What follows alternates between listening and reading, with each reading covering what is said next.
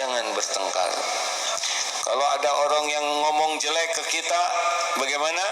Wa idza khatabahumul jahiluna qalu salaman. Kalau ada orang jahil yang kata-katanya tidak baik, ya udah pasti ada yang begitu. Mungkin di jalan, mungkin di rumah, mungkin di kantor. Qalu salaman. Katakanlah saya sedang saum. Hei monyet lu. Bukan. Punten. Saya sedang saum ya. Kenapa disebutin saya sedang saum?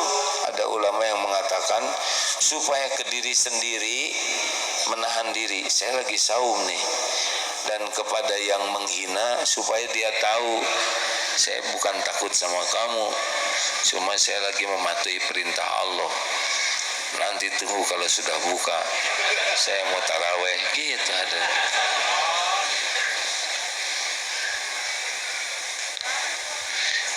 Ibu-ibu, Bu, ada ibu-ibu nggak sih?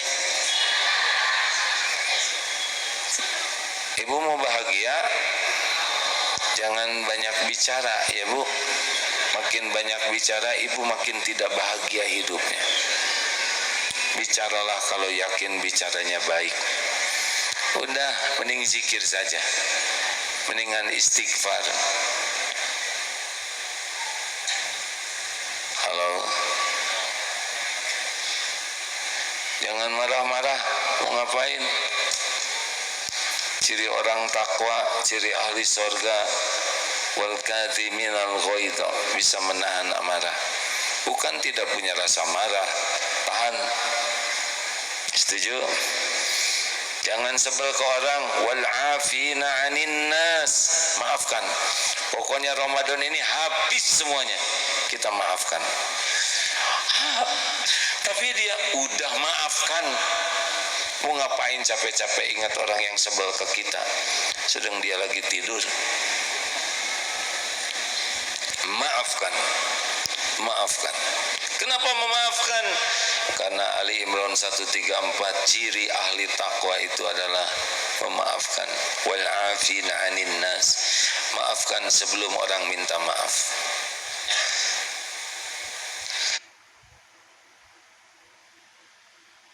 Bantu dek, nggak apa-apa. Aduh maaf ya dek, ini bekas rusak kertasnya, nggak apa-apa dek. Ridho, siapa namanya dek? Hafiz, semoga jadi hafiz Quran yang bisa mengamalkan dengan ikhlas dan mendakwahkannya ya, amin ya rabbal alamin. Udah, yang lain tidak usah ngasih kertas, sudah selesai. Saya lihat sebuah tayangan begini, seorang guru ini niru dari tayangan itu. Coba bully kertas ini, bebas. Dasar sudah soleh ngebully kertas. Nggak ada yang berani berkata jelek, takut kualat. Ini mah perumpamaan. Bully luar biasa hadirin. Ngomong aja yang jelek tentang kertas ini misalkan, cik Egi bolong, ada lagi, hah? Yang benar kalau mau bicara jangan bikin saya kehilangan kesabaran hadirin. Apa dek? Jelek. Ada lagi? Nah, tipis kamu, bolong-bolong. Apa lagi? Lemas, riksak. Beginilah hati orang sesudah dibully, sesudah banyak dikata-katai. Seperti ini hati orang yang tadinya bagus, segar. Terus kita datang, maafin saya ya, saya tadi khilaf. Oh iya, nggak apa-apa. Punten atas perkataan saya. Oh iya. Alhamdulillah, nggak apa-apa, saya maafin. Akhirnya dia kembali seperti ini, tapi tidak pernah bisa seperti semula. Bagus perumpamaan ini ya. Saya meniru seseorang. Nih gini, kalau suka ngomong tidak baik ke orang, walaupun sudah memaafkan, tapi untuk beres seperti semula itu susah. Tapi kita harus kembali seperti semula. Maafkan saja. Jangan ada bicara jelek dengan orang lain. Orang punya kelebihan dan si itu teh pelit bisa orang mah. Lihat wajahnya. Kuat orang menningali si eta teh. Dan tidak ada orang ngomong jelek dengan wajah bagus. Geuleuh orang ngomong. Pelit pisan si eta teh, kurang ajar. Dasar monyong, nggak ada perkataan jelek, wajah jadi bagus, tidak nyambung hadirin.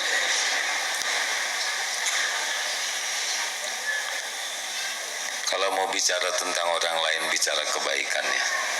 Apalagi yang sudah meninggal, jangan bicara keburukan. Bicara yang baik-baik saja. Apalagi kalau kita pernah gibah kepada seseorang, kita pernah bicara jelek tentang seseorang, maka bicaralah tentang kebaikan dia. Sebarkan, doakan kebaikan. Dan yang terakhir, alhamdulillah,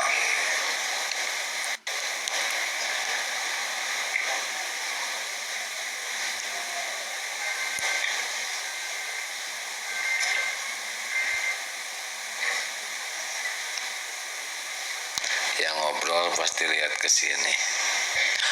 Kenapa diam? Orang yang ngobrol lemah jiwa. Dia tidak kuat mendengarkan kebenaran. Karena godaan setan yang pertama dan utama adalah menghalangi orang mendapatkan kebenaran. Yang kedua, dihalang-halangi, tidak mau mengamalkannya. Kalau mau ngobrol, sendiri saja.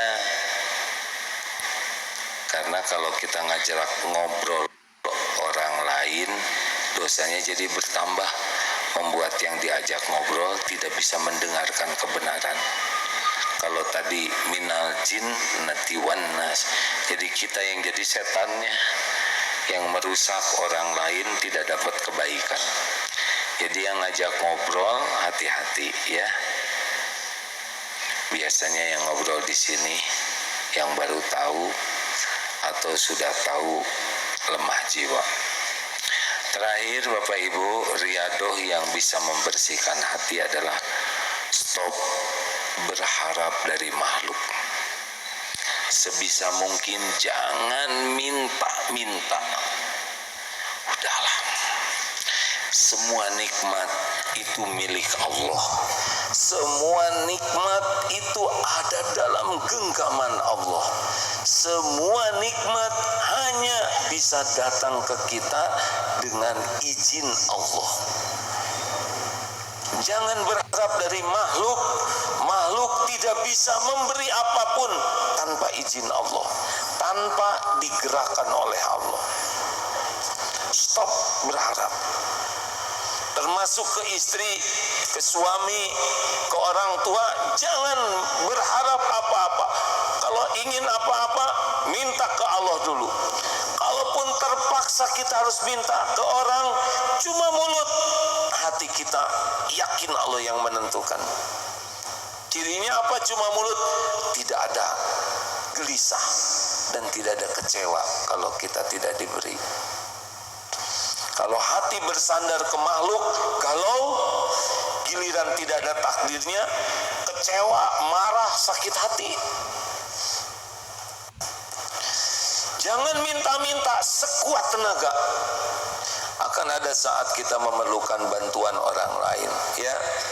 Tapi sebisa mungkin jangan minta tolong ke anak, apalagi ke orang tua, ke teman. Sahabat Nabi sedang naik kuda, jatuh cambuknya, turun sendiri ambil cambuk, tidak mau menyusahkan siapapun. Sebisa mungkin, Walaupun akan ada saat-saat kita minta tolong ke orang, pastikan yang dimintai tolong itu sukacita. Kalau kelihatan berat-berat, jangan jadi baik ke orang-orang yang kaya, saudara yang kaya, di WA-in, apa kabar Om, wah, luar biasa baiknya. Kata orang, Om tuh kalau Ramadan tuh bercahaya. Terus itu pengen ditraktir, pengen dikasih gonimah.